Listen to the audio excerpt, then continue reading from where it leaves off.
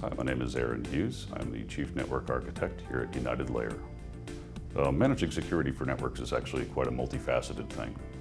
So one, we certainly look at our own infrastructure, right? We spend a good deal of time protecting our internal infrastructure against the global internet.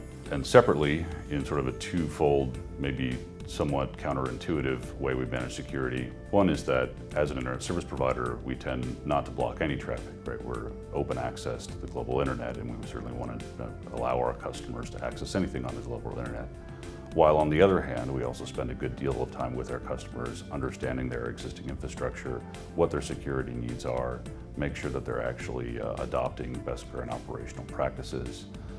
We talk to them about things, for example, such as an IPv6 dual stacking transition, where you might have a given security policy for your existing IPv4 and add IPv6 and may inadvertently not apply the same kind of security policies, or may have gear that doesn't support the same kind of security policies.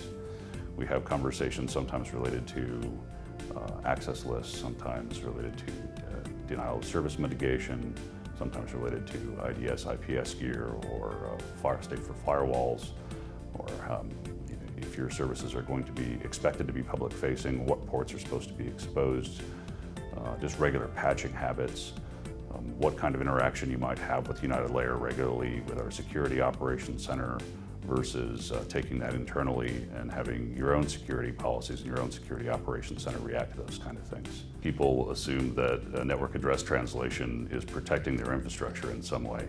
So today a lot of enterprises use a small amount of public IPv4 space and a great deal of RFC 1918 or private space in their infrastructure, and they treat that as if it's some kind of protection where they don't keep patches up to date.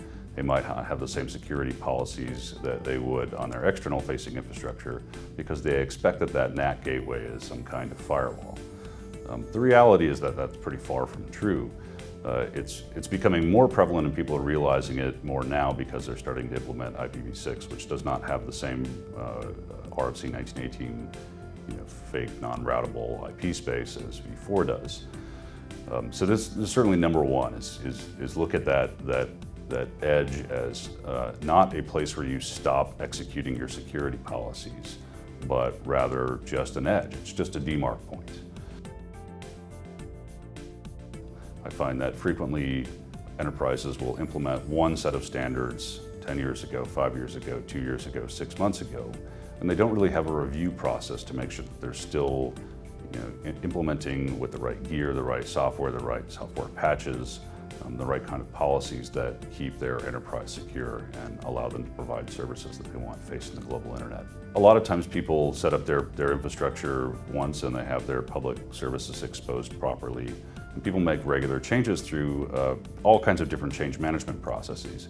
And the change management processes don't necessarily cover every piece of gear or account for a changing infrastructure or account for changing service providers or account for changing technologies. One example that I find really interesting is people, again back to the v6 topic, someone might bring a laptop in and have Teredo or some kind of tunneling protocol enabled and completely obfuscate the enterprise's firewall that they had set up at some demarcation point or multiple demarcation points. And it's very easy to attack their internal infrastructure just by dropping in a laptop. As another interesting example, people don't think about physical security very much.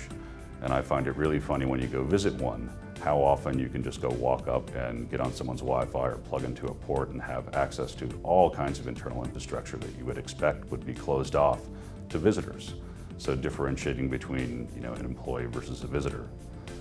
Another fairly common one I find is that with this change over the last 5 years of people bringing in their own devices, whether that's a personal held digital device or cell phone PDA or their own laptop, is that they don't apply the same security policies and principles to those devices as they do their infrastructure that they've purchased and placed in there themselves.